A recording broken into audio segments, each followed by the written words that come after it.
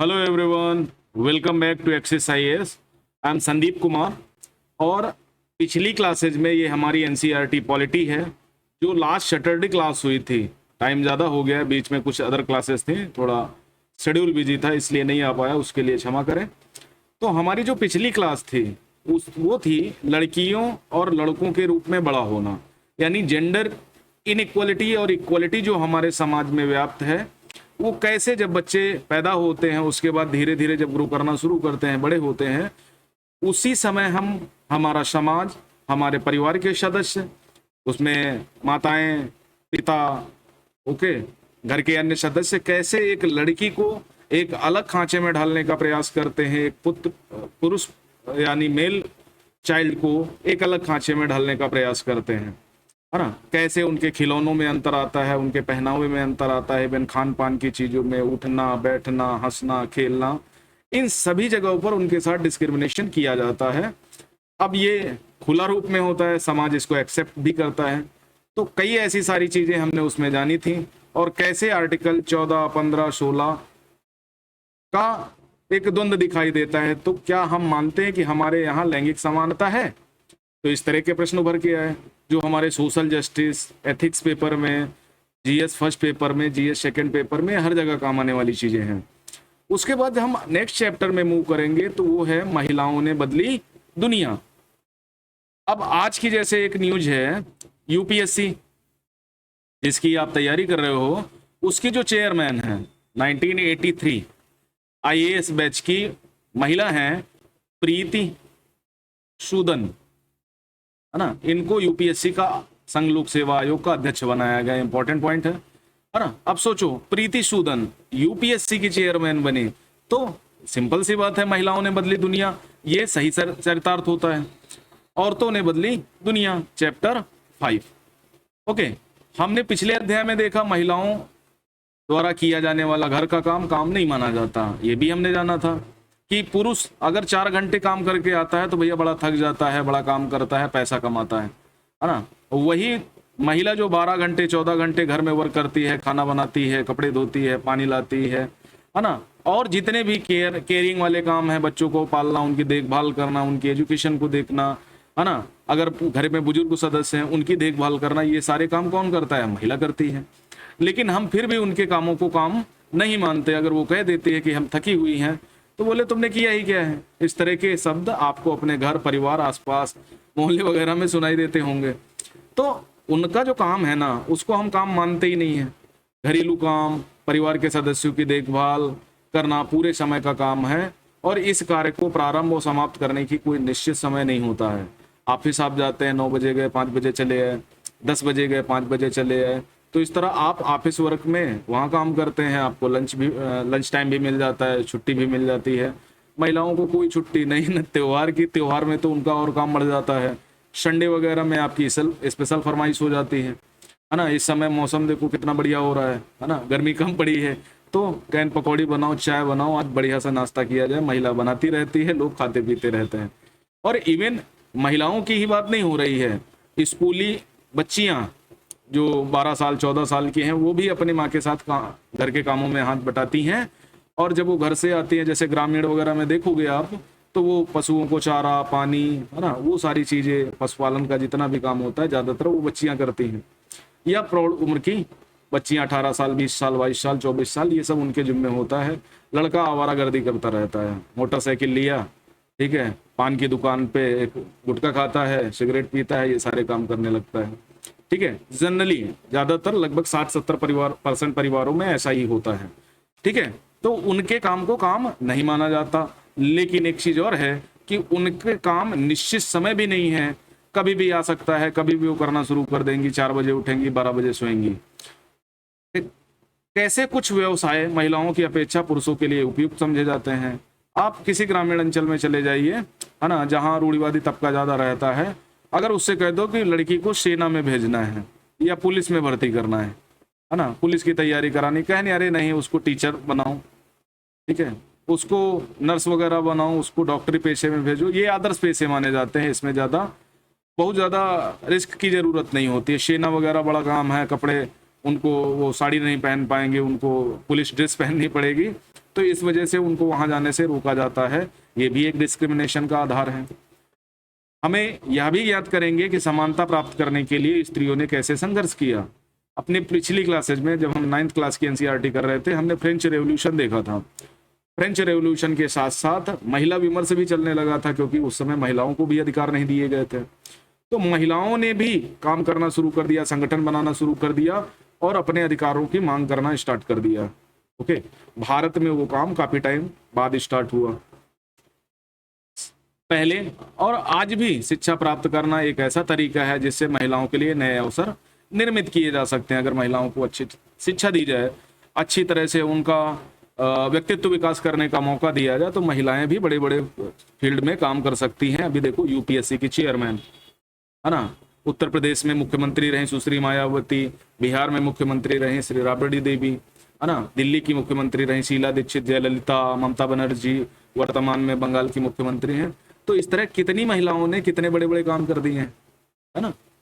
तो हम कम से कम आधुनिक काल से लेकर के वर्तमान काल तक के उन सारे पॉइंट आउट करेंगे कि महिलाएं भी कुछ कर सकती हैं, है ना।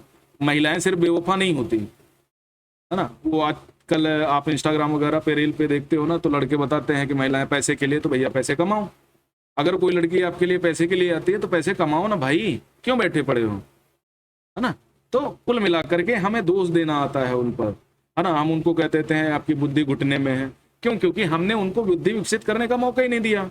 हमने शुरू से उनको गाय भैंस गोबर में लगा दिया, हमने घर के काम में लगा दिया, पढ़ने का तक ठीक से मौका नहीं दिया, तो भैया उनकी बुद्धि तो क्या होगी, घुटनों में चली जाएगी। जब व्यक्तित्व विकास करने का मौका नहीं मिलेगा, कैसे वो आपकी बराबरी कर पाएंगी। इसीलिए महिलाओं के लिए रिजर्वेशन की व्यवस्था करी गई है। आ गई बात समझ में? तो इस अध्याय में हम हाल के वर्षों में महिला आंदोलनों द्वारा जो डिस्क्रिमिनेशन को चुनौती देने के लिए किया जाने वाले विभिन्न प्रयास हैं, विभिन्न प्रयत्न हैं, उनके बारे में हम जानने का प्रयास करेंगे, जो हमारे मेंस के लिहाज से काफी इंपॉर्टेंट है। निम्नलिखित लोगों के चित्र बनाइए। कौन क्या काम करता है? किसान, मिल मजदूर, नर्स, वैज्ञानिक, पायलट, ये सब आप जानते हैं, बच्चों वाले काम है। ओके, आगे देखो ये महिलाएं कैसे काम कर रही हैं। मकाई का खेत है, मक्का कौन सी फसल होती है? रबी की होती है, खरीफ की होती है? रबी की फसल होती है मक्का, है ना। रबी मतलब नहीं, रबी की नहीं, खरीफ की फसल होती है। सॉरी,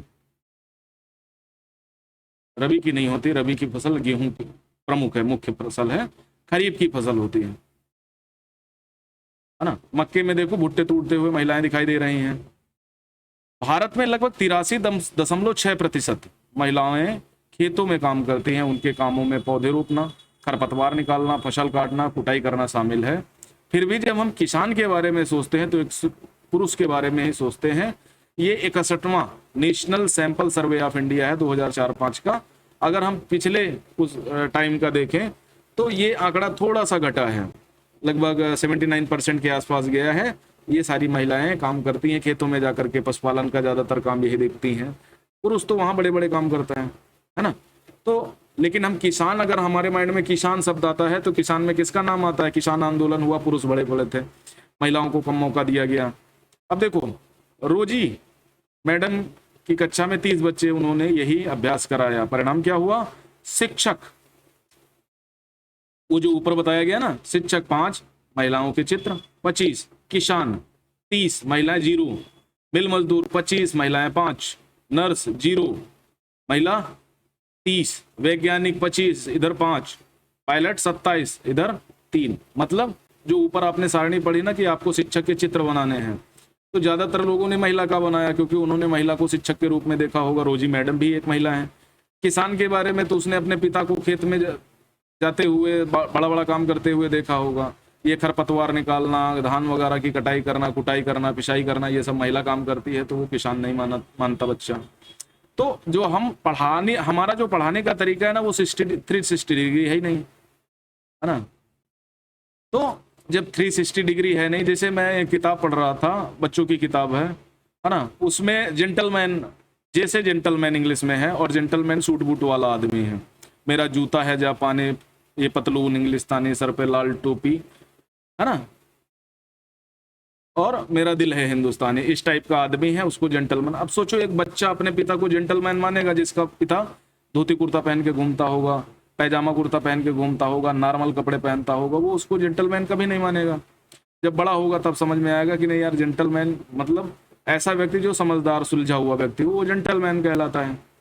तो कम अवसर कठोर अपेक्षाएं, इसका क्या मतलब है? अवसर तो कम मिले लेकिन अपेक्षाएं आपसे कठोर हैं। आप यूपीएससी की तैयारी करने जाते हैं, दिल्ली का खर्चा 20 से 25 हजार रुपए महीना आता है, फिर भी सभी लोग दिल्ली की ओर भागने का प्रयास करते हैं। घर पर भी तैयारी हो सकती है, आज तो माहौल ऐसा बन गया है, ऑनलाइन सारा सिलेबस अवेलेबल है, लेकिन आपको मजा आता है दिल्ली जाने में। बहुत सारे लोगों को लगता है दिल्ली जाकर ही आईएएस बनते हैं, तो ऐसा नहीं है। बहुत सारे 1000 वैकेंसी में देखो 1000 लोग सिलेक्ट हुए, अब उन 1000 लोगों में 25-30 लोग, 20-25 लोग क्या हैं, इंटरव्यू वगैरह देते हैं। वो बताते हैं मैं दिल्ली में रहकर इतने साल से रह रहा था, इतना काम कर रहा था, ये यहाँ कोचिंग किया, वहाँ कोचिंग किया, लेकिन वास्तविकता कुछ और हो सकती है। लेकिन बाकी 750-800 लोगों ने कुछ नहीं बताया, उनके बारे में आपने जानने का प्रयास भी नहीं किया। ठीक है, तो चीज़ों को समझना शुरू करो। जैसे दिल्ली में इतना बड़ा हादसा हो गया, राव आईएएस के बेसमेंट में क्या हुआ, पानी भर गया, 3 बच्चों की मौत हो गई। तो भाई आपकी भी जिम्मेदारी है ना, आप हमेशा ठीकरा सरकारों पर थोड़ी फोड़ सकते हैं। आपकी भी जिम्मेदारी है कि कम से कम कोचिंग जाने से पहले सिक्योरिटी मेजर के बारे में पता करें। सिविल की प्रिपरेशन, यूपीएससी आईएएस बनने के लिए आप जा रहे हैं, आईपीएस बनने के लिए जा रहे हैं, और आपको यही नहीं पता किस कोचिंग में जाना चाहिए, किस कोचिंग में नहीं। ओके, तो ये आपकी भी जिम्मेदारी है। तो ज्यादातर बच्चों ने नर्स के लिए महिलाओं के और पायलट के रूप में पुरुषों के चित्र बनाए। उन्होंने इस कारण किया कि उन्हें लगता है घर के बाहर भी महिलाएं कुछ इस तरह के काम अच्छी तरह कर सकती हैं। उदाहरण के लिए बहुत से लोग मानते हैं कि महिलाएं अच्छी नर्स हो सकती हैं क्योंकि वे अधिक सहनशील और विनम्र होती हैं। इसे परिवार में स्त्रियों की भूमिका के साथ मिलाकर देखा जाता है, क्योंकि घर में भी वो सेवा वगैरह का काम करती रहती हैं। इस प्रकार माना जाता है विज्ञान के लिए तकनीकी दिमाग की जरूरत होती है और लड़कियां और महिलाएं तकनीकी कार्य करने में सक्षम नहीं होती। ये भी एक पूर्वानुमान है, एजम्पशन है। क्या है? पूर्वानुमान है। हमने महिला को अवसर दिए होते तो अच्छी वैज्ञानिक बनती, अच्छा काम कर सकती थी, ओके, अच्छी प्रेसिडेंट बन सकती है, अच्छी मुख्यमंत्री बन सकती है, तो वैज्ञानिक क्यों नहीं बन सकती? बात समझ में आई ना? तो ये हमारा एजम्पशन है कि महिलाओं के इतना टेक्निकल दिमाग नहीं होता, महिलाएं इतना तकनीकी कार्य सक्षम नहीं होती करने में। तो ये रूढ़िवादी धारणाएं हैं। अनेक लोग इस प्रकार की रूढ़िवादी धारणाओं में क्या करते हैं, विश्वास करते हैं। बहुत सी लड़कियों को डॉक्टर, इंजीनियर बनने के लिए अध्ययन करने, प्रशिक्षण लेने के लिए वह सहयोग नहीं मिल पाता जो लड़कों को मिलता है। ये वास्तव में सही बात है। एक तो उनके साथ घर समाज डिस्क्रिमिनेशन करता ही है, छेड़खानी, बदनाम करना, उनको गाली गलौज करना, है ना। आज तो संबंधों में अगर मान लिया कि 2 लोगों का आपसी कपल हैं और कुछ ऐसे आपत्तिजनक वीडियो और तस्वीरें खींच ली जाती हैं जिनसे लड़कियों को डराया धमकाया भी जाता है, तो लड़कियों को इन बारे में सोचना चाहिए, है ना। ये अब जब भी लड़के को चूज करना ना, तो ये समझ लेना कि वो कैसा, महिलाओं के प्रति उसकी प्रवृत्ति कैसी है ना। ये समझने का प्रयास करना, तभी अपने आप को उसके हवाले करना। एक सीधी सिंपल बात है। अगर वो महिलाओं की इज्जत नहीं करता, महिलाओं को भोग विलास की वस्तु समझता है, तो उससे दूर रहने में ही भलाई है। वो चाहे जितना क्यूट हो, चाहे जितना पैसे वाला हो, चाहे जितना अपने आप को दिखाने का प्रयास करता हो, ये आपकी जिम्मेदारी है। और जब भी आप इंटीमेट हो, है ना, आज की जनरेशन में ये सारी चीजें आम है, होनी भी चाहिए, है ना। समाज बदल रहा है, चीजें, हर चीज को इंस्टाग्राम, ट्विटर यानी पब्लिक प्लेटफॉर्म पे शेयर करने की आवश्यकता है नहीं, पहली चीज तो। दूसरा, इंटीमेट जब हो, ठीक है, चाहे वो रिलेशनशिप में हो, रिलेशनशिप के बाहर हो, कोई फर्क नहीं पड़ता। इतना जरूर ख्याल रखें कि आपका वीडियो न बनने पाए, है ना, आपसे आपत्तिजनक आपकी तस्वीरें न होने पाए किसी के पास, किसी लड़के के पास, चाहे वो जितना आपसे खास संबंध रखता हो। कि बाबू बाबू बोल के तस्वीरें तो मांग ली, बाद में वो आपको धमकी देने लगा कि ये नहीं करोगे तो आपकी तस्वीरें वायरल कर देंगे। ये भी सारे मामले मिलते हैं। तो आपको बहुत ज्यादा सिक्योर होना है, क्योंकि समाज का एक मूल आधार है आप, ठीक है। खासकर मैं लड़कियों की बात कर रहा हूँ, और जो लड़के इस तरह के कारनामे करते हैं उनसे भी मेरी यही अपेक्षा है, थोड़ा समझदार बनिए, ठीक है। अगर किसी लड़की का वीडियो अगर सोशल साइट्स पे आ जाता है ना, तो 2 मिनट में उसकी जिंदगी बर्बाद। और उस वीडियो का ताना जब से वो वीडियो सामने आया तब से लेकर के वो उसके मरने तक और उसके आने वाली पीढ़ी तक को मारा जाएगा। तो इतना ख्याल रखना, किसी की जिंदगी है ना, और महिलाओं के लिए बड़ा संवेदनशील चीजें होती हैं, तो उनकी जिंदगी न बर्बाद होने पाए, ये जरूर मैं अपेक्षा रख सकता हूँ। चूंकि जेंडर इक्वलिटी का चैप्टर चल रहा है तो उसमें ये चीजें आम बात हैं। अधिकांश परिवारों में स्कूली शिक्षा पूरी हो जाने के बाद लड़कियों को इस बात के लिए प्रेरित किया जाता है कि वे शादी को अपने जीवन का मुख्य लक्ष्य मान लें। ये आज भी समाज में होता है, ठीक है। मैं अपनी बात बताता हूँ, जैसे मैंने शादी नहीं करी, ओके, और 30-32 साल एज हो गई है, तो बहुत सारे लोगों का दबाव आने लगा है, रिश्तेदार, उनको लगता है कि यार शादी में ही सारा जीवन है, ये शादी अब कर लेनी चाहिए। आजकल तो एक एवरेज डेट है 35 साल 36 साल तक लोग विवाह कर लेते हैं, एक नॉर्मल चीजें आ गई हैं, है ना। क्यों इतना ज्यादा शादी करके जनसंख्या वृद्धि करें भाई, ठीक है। जो समाज में योगदान दे सकते हैं उसको देने का प्रयास करो, ओके। तो अधिकांश परिवारों में स्कूली शिक्षा पूरी हो जाने के बाद लड़कियों को प्रेरित किया जाता है, उन पर दबाव डाला जाता है, तस्वीरें लाई जाती हैं, दिखाए जाते हैं उनको, और बिना मन जाने उनकी शादियां कर दी जाती हैं, ठीक है। यह समझना आवश्यक है कि हम ऐसे समाज में रह रहे हैं जहां सभी बच्चों को अपने चारों ओर की दुनिया के दबावों का सामना करना पड़ता है। बहुत स्ट्रेस होता है भाई, कोटा वगैरह में ऐसे ही थोड़ी आत्महत्याएं हो जाती हैं, है ना। इतना प्रेशर होता है समाज का, इतनी ज्यादा है, हम अपेक्षाएं बच्चों से पाल लेते हैं, क्या बताएं कि नहीं बेटा आपको बड़े अच्छे स्कूल में डाल दिया है, आप पर बड़ा पैसा खर्च कर लिया है, आपको अच्छी सुविधाएं दी हैं, 98% से नंबर कम नहीं आने चाहिए, बच्चा दबाव में आ गया कि अगर नहीं आ पाया तो यार पिताजी की बदनामी हो जाएगी। फिर हम तुलनात्मक रूप से कि फला का बच्चा यार इतना अच्छा है, आप क्यों इतने अच्छे नहीं हो पाए, वो आईएएस बन गया आप क्यों नहीं बन पाए, रिक्शे वाले का बेटा आईएएस बन गया आप क्यों नहीं बन पाए, आपको तो मैंने इतनी सुविधाएं दी हैं।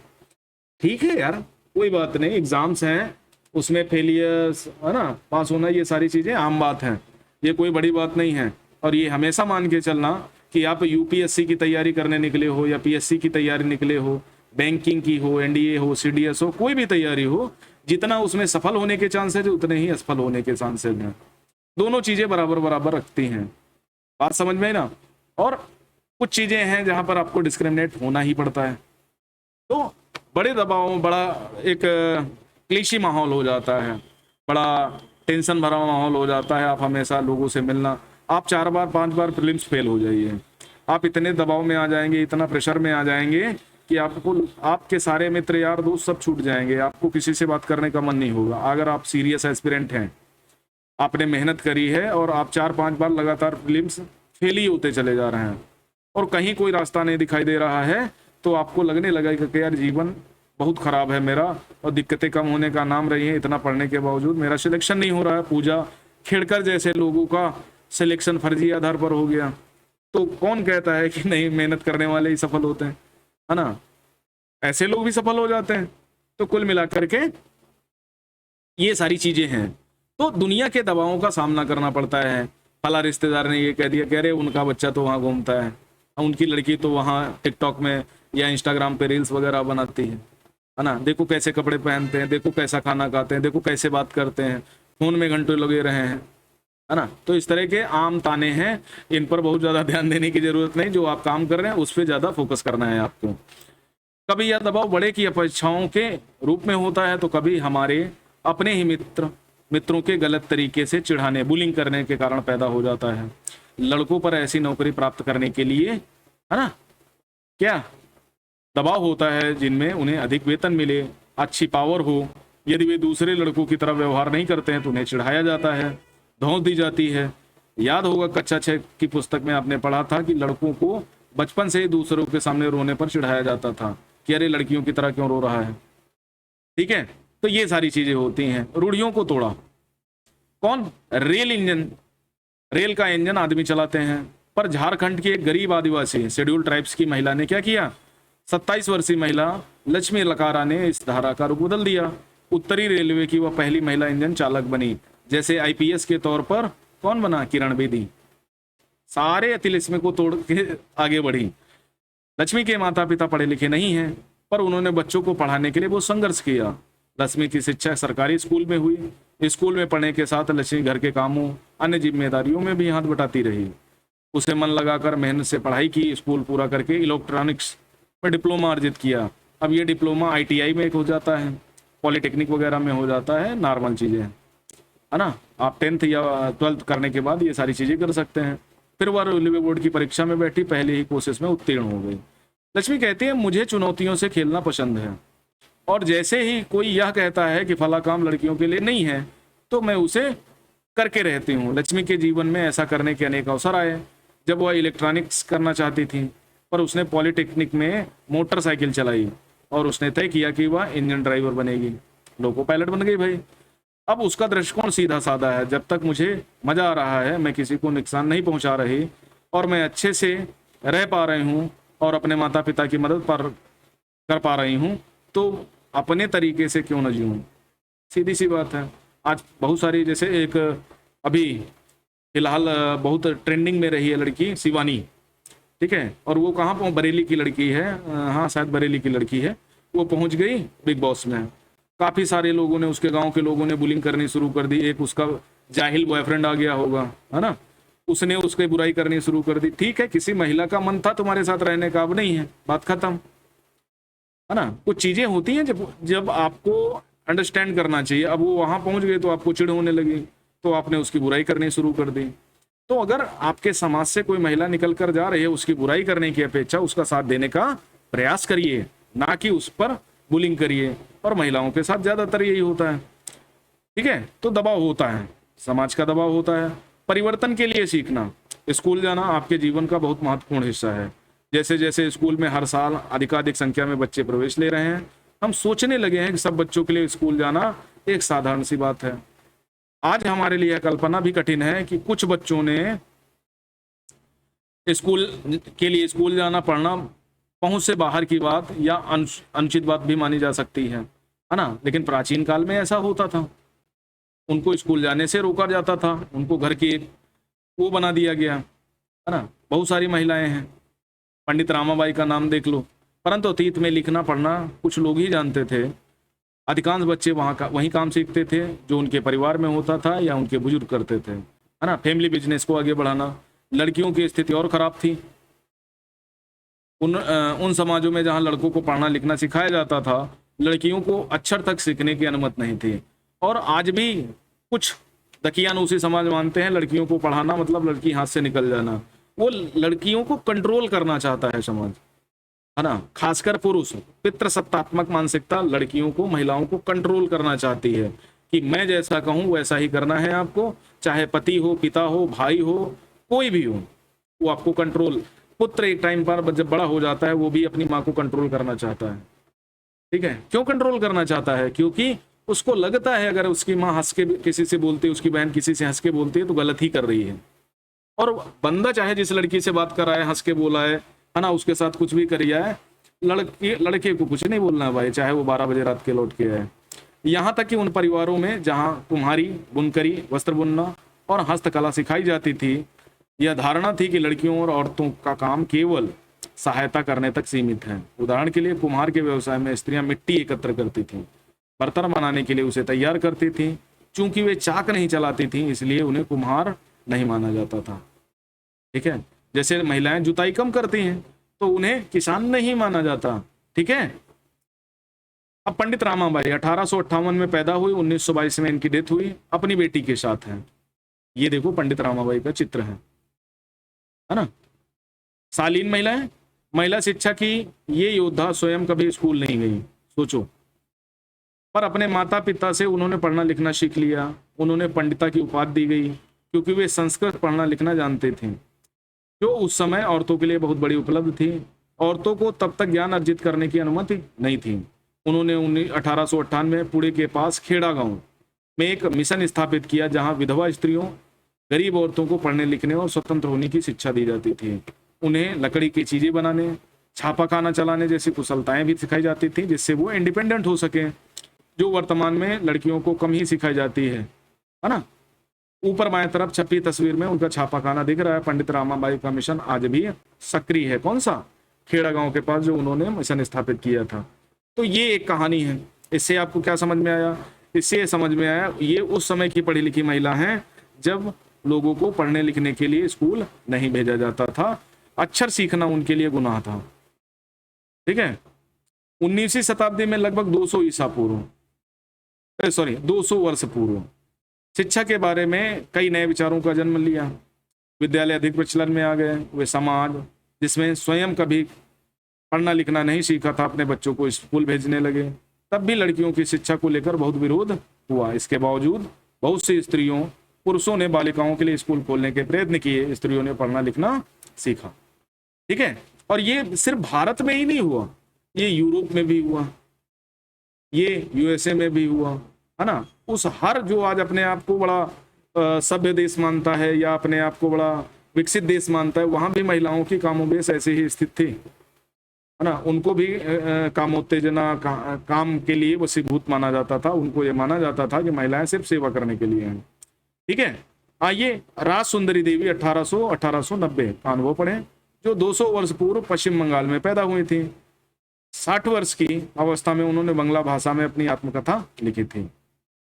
उनकी पुस्तक अमार जीवन, पुस्तकें यूपीएससी प्रीलिम्स एग्जाम में पूछी जाती हैं, पीसीएस एग्जाम में काफी पूछी जाती हैं, तो ये इसको नोट कर लेना। पंडित रामाबाई का नोट कर लेना। ओके, किसी भारतीय महिला द्वारा लिखित पहली आत्मकथा है अमार जीवन। किसकी है? राज सुंदरी देवी, जो कि बंगाल में पैदा हुई है और बांग्ला भाषा में लिखी हुई है। एक धनवान जमींदार की गृहिणी थी, परिवार की गृहिणी थी। उस समय लोगों का विश्वास था कि यदि लड़की पढ़ती लिखती है तो वह अपने पति के लिए दुर्भाग्य लाती है और विधवा हो जाती है। ये बताओ, ये जाहिलियत वाली सोच थी। इसके बावजूद उन्होंने अपनी शादी में बहुत समय बाद स्वयं ही छुप छुप कर पढ़ना लिखना सीखा था। शिक्षा प्राप्त करके कुछ महिलाओं ने समाज में स्त्रियों की स्थिति के बारे में प्रश्न उठाया। उन्होंने असमानता के अपने अनुभव का वर्णन करते हुए कहानियां, पत्र, आत्मकथाएं लिखी। इन्होंने भी बड़ा, ये आत्मकथाएं, कहानियां, पत्र, ये सब बड़ा काम करती हैं। अपने लेखों में उन्होंने स्त्री पुरुषों के लिए सोचने और जीने के नए नए तरीकों की कल्पना करी। मैं अत्यंत सवेरे ही काम शुरू कर देती थी, है ना। उधर आधी रात हो जाने के बाद मैं काम में लगी रहती थी, यानी सुबह 4 बजे उठी होगी और 12 बजे तक ये सोती थी। बीच में भी विश्राम नहीं होता था। उस समय मैं केवल 14 वर्ष की थी। सोचो, बच्ची थी एक। मेरे मन में एक अभिलाषा पनपने लगी, मैं पढ़ना सीखूंगी और एक धार्मिक पांडुलिपि पढ़ूंगी। मैं अभागी थी। उन दिनों स्त्रियों को पढ़ाया नहीं जाता था। बाद में मैं स्वयं ही अपने विचारों का विरोध करने लगी। मुझे क्या हो गया, स्त्रियां पढ़ती नहीं हैं, फिर मैं कैसे पढ़ूंगी। मुझे एक स्वप्न आया, मैं चैतन्य भागवत, एक संत के जीवन, चैतन्य महाप्रभु जो है ना, उनका, उसी से समझ में आया कि नहीं, सीखना चाहिए। उसी तरह रुकैया सखावत हुसैन 1880 से 1932 में रही है और लेडी लैंड, धनी परिवार में पैदा हुई थी, बहुत जमीन थी। यद्यपि उन्हें उर्दू पढ़ना लिखना आता था, परंतु उन्हें बांग्ला, अंग्रेजी सीखने से रोका गया। उस समय अंग्रेजी को ऐसे की भाषा के रूप में देखा जाता था जो लड़कियों के सामने नए विचार रखती थी। और जब जब किसी के सामने नए विचार आएंगे, वो आपकी बात क्यों सुनेगा, क्यों समझेगा। आप जाहिलियत वाली बात करेंगे, वो हमेशा तार्किक जवाब देने लगेगा, तो आपको बुरा लगने लगेगा। इसीलिए हमने क्या किया, लोगों को पढ़ने ही नहीं दिया। इवन महिलाओं को ही नहीं, SC ST, उनके लिए स्कूल, सभी संस्थाओं के दरवाजे बंद कर दिए, जिन्हें लोग लड़कियों के लिए ठीक नहीं मानते थे। इसलिए अंग्रेजी अधिकतर लड़कों को ही पढ़ाई जाती थी। रुकैया ने अपने बड़े भाई बहन के सहयोग से बांग्ला और अंग्रेजी पढ़ना लिखना सीख लिया। आगे जाकर वे लेखिका बनी। 1905 में जब वे केवल 25 वर्ष की थी, तब अंग्रेजी भाषा के कौशल का अभ्यास करने के लिए उन्होंने उल्लेखनीय कहानी लिखी, जिसका शीर्षक था सुल्ताना का स्वप्न। कहानी में सुल्ताना नामक स्त्री की कल्पना की गई है, जो लेडी लैंड नाम की एक जगह पर पहुंचती है। लेडी लैंड ऐसा स्थान था जहां पर स्त्रियों को पढ़ने, काम करने, आविष्कार करने की स्वतंत्रता थी। सोचो कितनी बढ़िया कहानी, कितनी बढ़िया कल्पना की। अगर इन्हें पढ़ना लिखना नहीं आता, क्या इस तरह की कहानियां हमारे पास आज पाती हैं? नहीं आ पाती। तो बात समझ में आई। इस कहानी में महिलाएं बादलों से होने वाली वर्षा को रोकने के उपाय खोजती हैं, हवाई कारें चलाती हैं। लेडी लैंड में पुरुषों की आक्रामक बंदूकें, युद्ध के अन्य अस्त्र शस्त्र स्त्रियों की बौद्धिक शक्ति से हरा दिए जाते हैं। पुरुष अलग थलग स्थान पर भेज दिए जाते हैं। सुल्ताना लेडी लैंड में अपनी बहन सारा के साथ यात्रा पर जाती है। तभी उसकी आंख खुल जाती है, उसे पता चलता है या तो केवल स्वप्न देख रही थी। ये कहानी है सुल्ताना की। लिखा किसने है? रुकैया सखावत हुसैन ने, बांग्ला महिला है। तो सखावत हुसैन उस समय स्त्रियों के हवाई जहाज और कारें चलाने का स्वप्न देख रही थी, जो बाद में सच भी हुआ। जब लड़कियों को स्कूल जाने की अनुमति नहीं थी, सोचो कितनी दिग्दर्शी नहीं होंगी। इस तरह शिक्षा ने रुकैया का जीवन बदल दिया। रुकैया केवल स्वयं शिक्षित होकर संतुष्ट नहीं हुई, उनकी शिक्षा ने उन्हें स्वप्न देखने, लिखने की शक्ति नहीं दी, वरन उससे भी अधिक करने की दी। 1910 में कोलकाता में लड़कियों के लिए स्कूल खोला, जो आज भी कार्य कर रहा है। सोचो। ठीक है। तो बाद में अब उनकी कहानी पर लौट के आते हैं, किसमें, जो महिला थी, बाद के दिन समय में रसोई में बैठी हुई भोजन बना रही थी। मैंने अपने पति के सबसे बड़े बेटे को कहते सुना, विपिन, मैंने अपनी चैतन्य भागवत यहाँ छोड़ी है, जब मैं इसे मंगाऊं तुम इसे अंदर ले आना, है ना। तो चैतन्य महाप्रभु की भागवत थी, वे पुस्तक वहीं छोड़कर चले गए, पुस्तक अंदर रख दी। मैं चुपके से उसका पन्ना निकाल लिया, सावधानी से उसे छुपा दिया। उसे छुपाना भी एक बड़ा काम था, क्योंकि किसी को भी वह मेरे हाथ में नहीं दिखना चाहिए। अगर मेरे हाथ में दिख गया तो जानते हो कांड हो जाएगा, है ना, मारा पीटा जाएगा, घरेलू हिंसा की जाएगी। तो राज सुंदरी देवी, है ना, इस तरह से काम कर रही थी। सबसे बड़ा बेटा उस समय ताड़ के पत्रों पर लिखकर अक्षर बनाने का अभ्यास कर रहा था, समय यही था, है ना। उसमें से मैंने एक छिपा दिया, जब मौका मिलता मैं जाती, पन्नों के अक्षरों को मिलान अपने आप याद किए गए अक्षरों से करती। मैंने उन शब्दों का भी मिलान करने की कोशिश की जो मैं दिन भर में सुनती रहती थी। अत्यधिक जतन कोशिशों के एक लंबे समय के बाद मैं पढ़ना सीख सकी। ठीक है, बात समझ में आ गई। राज सुंदरी देवी, रुकैया सखावत हुसैन, जिन्हें पढ़ने लिखने की अनुमति नहीं मिली थी, की स्थिति के विपरीत वर्तमान समय में भारत में बड़ी संख्या में लड़कियां स्कूल जा रही हैं। इसके बावजूद भी बहुत सी लड़कियां गरीबी, शिक्षण सुविधाओं की अभाव, भेदभाव के कारण स्कूल से छोड़ रही हैं। सभी समाजों, वर्गों की पृष्ठभूमि वाले बच्चों को शिक्षण की समान सुविधाएं प्रदान करना, विशेषकर लड़कियों को, आज भी भारत में एक चुनौती है, जबकि ये शिक्षा का अधिकार सभी को मिला है, आर्टिकल 21A। ठीक है, राज सुंदरी देवी के अक्षर ज्ञान चैतन्य भागवत पढ़ने का अवसर दिया। स्वयं अपने लेखन से उन्हें संसार को, उस समय की स्त्रियों के जीवन के बारे में एक जानने का अवसर दिया। ठीक है, दैनादिन यानी दिन प्रतिदिन के जीवन के अनुभव को विस्तार से लिखा है ना। और बहुत सारे ऐसे दिन होते थे जिनमें उनको विश्राम करने का या 1 मिनट क्षण भर बैठकर काम करने का या कुछ खा लेने का मौका ही नहीं मिलता था। आज भी लगभग महिलाओं की स्थिति कामोबेश वैसी ही है, बस थोड़ा सा सुधार हुआ है। ओके, वर्तमान समय में शिक्षा एवं विद्यालय, आज के युग में लड़के लड़कियां विशाल संख्या में विद्यालय जा रहे हैं, लेकिन फिर भी हम देखते हैं लड़कों और लड़कियों की शिक्षा में बहुत अंतर है। भारत में 10 वर्ष की जनगणना होती है, 2021 में होनी थी, है ना, लेकिन कोरोना की वजह से डिले हो गई, अब देखो कब होती है। ओके, 2011 के सेंसस हमारे पास है ना। गोल 4 SDG इंडेक्स का क्वालिटी एजुकेशन, क्वालिटी एजुकेशन का मतलब है जरूरत के हिसाब से शिक्षा, गुणवत्तापूर्ण शिक्षा, है ना। सिर्फ ये नहीं फिजिक्स केमिस्ट्री हटा दी गई, तो जिसमें पूरे देश की जनसंख्या की गणना की जाती है। इसमें भारत में रहने वालों के जीवन के बारे में विस्तृत जानकारी एकत्र की जाती है, आयु, पढ़ाई, उनके द्वारा किए जाने वाले काम आदि। इस जानकारी का इस्तेमाल हम अनेक बातों के आकलन के करते हैं, जैसे शिक्षित लोगों की संख्या, स्त्री पुरुषों की संख्या का अनुपात। जैसे 1961 की जनगणना के अनुसार सब लड़कों और पुरुषों में 7 वर्ष उससे अधिक आयु का 40% शिक्षित था, वर्तमान में 80% तक पहुंच गया है। इनकी तुलना में लड़कियां और स्त्रियों का केवल 15% भाग ही शिक्षित था। 2011 की जनगणना में 82% लड़के शिक्षित हैं, 65% लड़कियां शिक्षित हैं, बाकी अशिक्षित। इसका असर पुरुषों स्त्रियों दोनों के बीच में ऐसे लोगों का अनुपात बढ़ गया है जो पढ़ लिख सकते हैं, जिन्हें कुछ हद तक शिक्षा मिल चुकी है, लेकिन जैसा कि आप देख सकते हैं स्त्रियां अपनी पुरुषों की तुलना में कम है। इस बीच अंतर अभी समाप्त नहीं हुआ है, यानी शिक्षा में भी असमानता क्या है, व्याप्त है। ओके, इनइक्वलिटी व्याप्त है।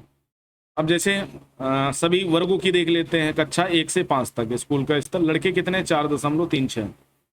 ठीक है, ये ड्रॉप आउट का अनुपात है 2014-15 का, है ना। लड़कियां 3.88, कुल योग 4.13, लड़के ठीक 4.71, अनुसूचित जनजाति लड़कियां 4.24, योग 4.46। उसी तरह अनुसूचित जनजाति 2018 static and glance at a glance report, ministry of research and human research and development, यानी शिक्षा मंत्रालय की रिपोर्ट है। फिर 6 से 8 और 9 से 10, यानी ड्रॉप आउट जो है ना, धीरे धीरे क्या है, बड़ी क्लासेस में जाते जाते बढ़ रहा है। फिर कुछ योजनाएं सरकार ने लाई, है ना, तो इससे थोड़ा ड्रॉप आउट कम हुआ है। ड्रॉप आउट का मतलब होता है स्कूल छोड़ने वालों की संख्या।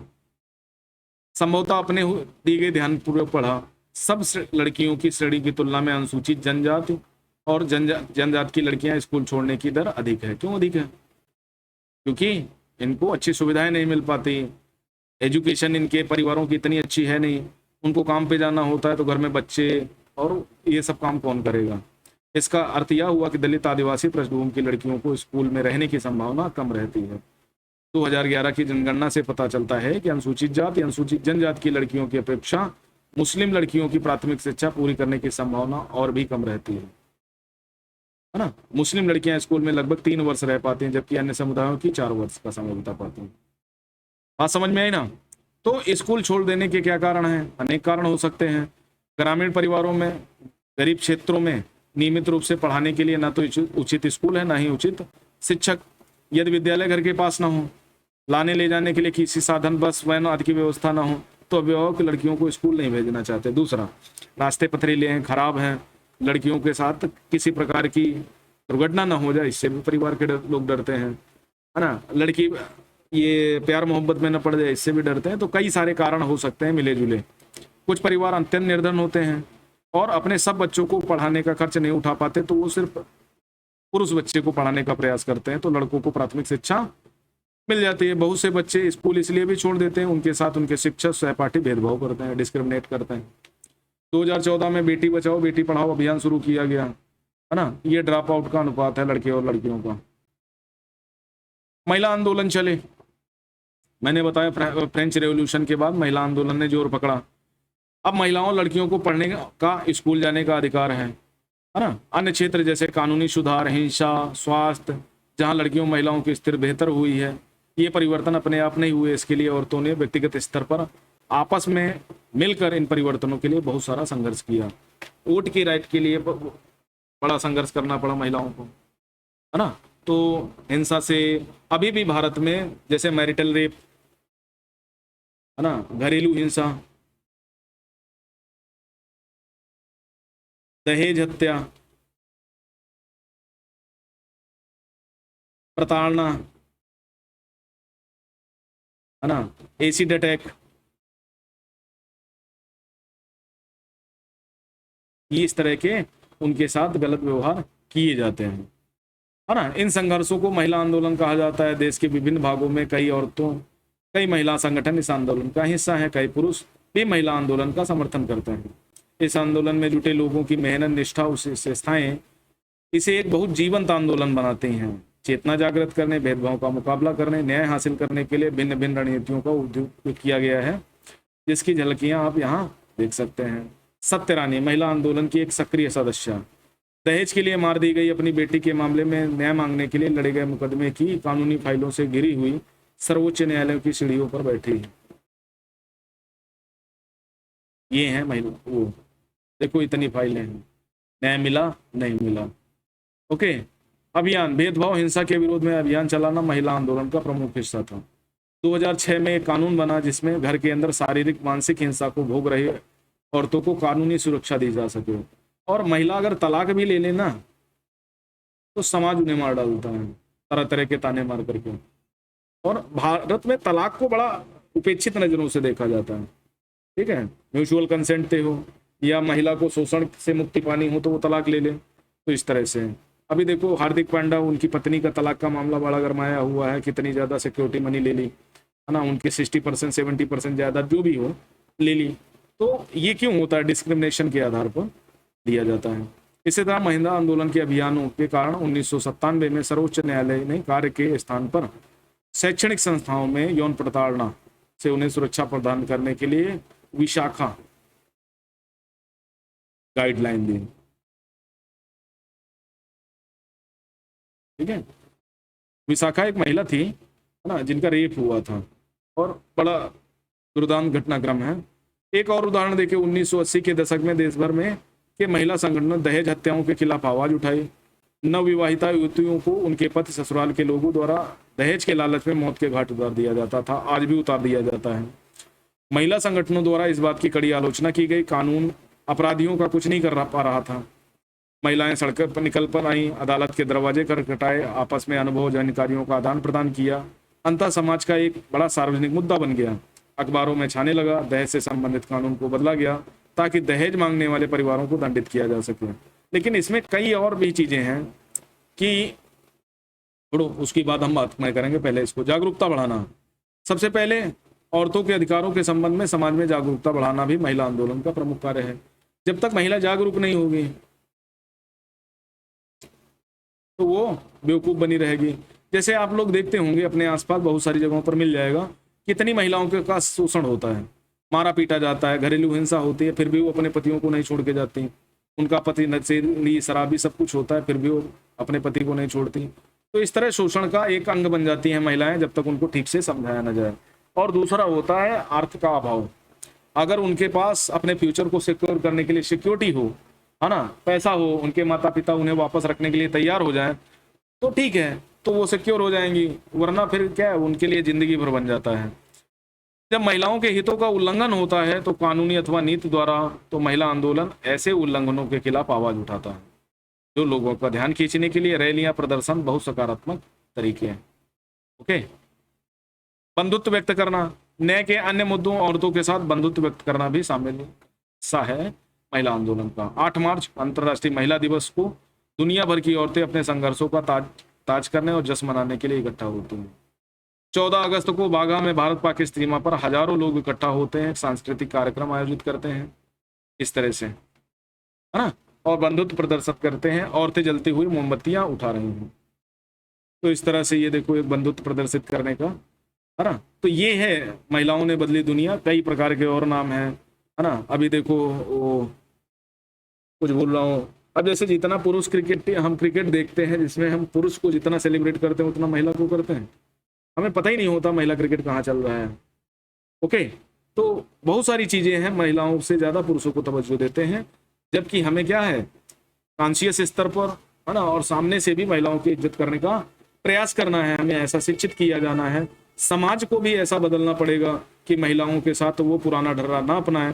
रूढ़िवादी तबका जो है उसको भी अपने आप को बदलने की जरूरत है। महिलाओं के खिलाफ थोड़ा सा अपनी सोच में परिवर्तन लाने का प्रयास करें और औरतों और पुरुषों को एक समान समझने का प्रयास करना स्टार्ट करें। समय की मांग यही है। ठीक है, तो ये है आपका चैप्टर। इसमें हमने बाना महिला आंदोलन के बारे में, महिलाओं के संघर्ष के बारे में, कुछ प्रमुख महिलाओं के बारे में, जैसे पंडित रामाबाई हो गई, है ना, रुकैया सखावत हुसैन हो गई, रास मंदरी देवी हो गई, है ना। अब इसमें महादेवी वर्मा का भी नाम जुड़ जाएगा, मीराबाई वगैरह, ठीक है ना, कादम्बिनी गांगुली वगैरह।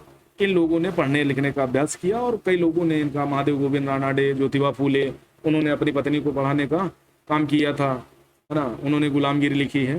तो इस तरह से बहुत सारे लोगों ने, महादेव गोविंद रानाडे विधवा पुनर्विवाह और उनकी शिक्षा के लिए स्कूल खोले। तो इस तरह से बहुत सारे लोगों ने काम किया। जब हम इतिहास को पढ़ेंगे तो ये सारी चीज़ें हमारे पॉलिटी में और इसमें गवर्नेंस में, एथिक्स पेपर में, सेकेंड फर्स्ट पेपर में ये सारी चीज़ें काम आएंगी और समाज में भी हमें एक जीने लायक इंसान बनाएंगी। ओके, अब अभ्यास प्रश्न पे आते हैं। अपने विचार से महिलाओं के बारे में प्रचलित रूढ़िवादी धारणा कि वे क्या कर सकती हैं क्या नहीं, उसके समानता के अधिकार को कैसे प्रभावित करती हैं। पहला जो समानता का अधिकार है ना, आर्टिकल 14 से 18। आर्टिकल 14 कानून के समक्ष समानता या समता की बात करता है, चाहे स्त्री हो या पुरुष, बड़े वर्ग का हो या विशेषाधिकार प्राप्त वर्ग, है ना। लेकिन आर्टिकल जो 15 क्या कहता है, धर्म, मूलवंश, लिंग यानी जेंडर, धर्म, मूलवंश, लिंग, जन्म स्थान,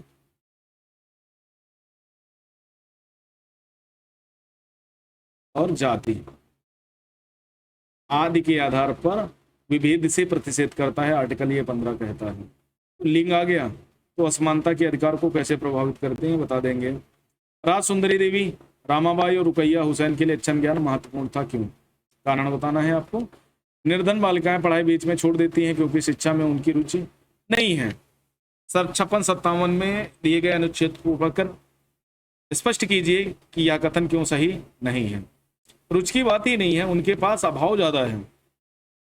ओके, क्या आप महिला आंदोलनों द्वारा व्यवहार में लाए गए संघर्ष के 2 तरीके बता सकते हैं। महिलाएं क्या कर सकती हैं क्या नहीं, इस विषय में आपको रूढ़ियों के विरुद्ध संघर्ष करना पड़े तो आप पढ़े हुए तरीकों में से कौन से तरीकों का उपयोग करेंगे, आप इसी विशेष तरीके का उपयोग क्यों करेंगे, ये सब बताना है। तो चीजें बता दो। रूढ़िवादी धारणा पता ही है, जब हम विश्वास करने लगते हैं किसी विशेष धार्मिक, आर्थिक या क्षेत्रीय समूह के लोगों को कुछ निश्चित विशेषताएं होती हैं, जैसे हिटलर चुरकट मानता था, वे केवल खास प्रकार का ही कार्य कर सकते हैं जब रूढ़िवादी धारणाओं का जन्म होता है। ठीक है, जब हम ये मानने लगते हैं कि ये काम तो सिर्फ यही व्यक्ति कर सकता है, कोई और नहीं कर सकता, तो ये मूर्खता है, इगोइस्टिक सोच है ना। और डिस्क्रिमिनेशन नहीं होना चाहिए किसी भी चीज में। हमने देखा कि लड़कों और लड़कियों के अलग अलग विषय के लिए कहा गया, कारण उनकी रुचि न होकर उनका लड़का लड़की होना जरूरी था। रूढ़िवादी धारणा हमें लोगों को उनकी व्यक्तिगत विशेषताओं को देखने से रोकती हैं। लड़की है ना, तो गृह विज्ञान ले, लड़का है तो फिजिक्स ले, ये माना जाता है, हमारे समाज की प्रचलित धारणा है ना। अब बेशक लड़के की रुचि गृह विज्ञान में हो, लड़की की रुचि फिजिक्स में हो, लेकिन पढ़ना उसको यही पड़ेगा। भेदभाव क्या होता है? डिस्क्रिमिनेशन, असमानता व आदर का व्यवहार नहीं करते, गरिमा के विपरीत है ना व्यवहार करते हैं। तो भेदभाव तब होता है जब किसी के साथ हम अलग व्यवहार या भेद करने लगते हैं। उल्लंघन, जब कोई कानून तोड़ता है, खुले रूप से किसी का अपमान करता है, तो हम उसे या उसे उल्लंघन किया। यौन प्रताड़ना का मतलब औरत की इच्छा के विरुद्ध उसके साथ यौन से जुड़ी शारीरिक मौखिक हरकत करना, पिक्चरें दिखाना, है ना, उंगली दिखाना या कुछ और काम करना, उसे छूने का प्रयास करना उसकी इच्छा के विरुद्ध, ये सब यौन प्रताड़ना के अंतर्गत आता है। और 376 आईपीसी के 4 सेक्शनों में इसे अपराध घोषित किया गया है, कठोर से कठोर प्रावधान किए गए हैं। अगर बच्ची है कोई तो POCSO act, protection of sexual children sexual offence के विषय में। ओके, तो ये चैप्टर आज हम यही खत्म करते हैं। बढ़िया बेहतरीन चैप्टर है, इसको समझने का प्रयास करें, जहां दिक्कत हो हमें बताएं, है ना। ज़्यादा से ज़्यादा लोग शेयर करें, क्लासेस को लाइक करें, कमेंट करें और चैनल को सब्सक्राइब करें। तो आज के लिए इतना ही।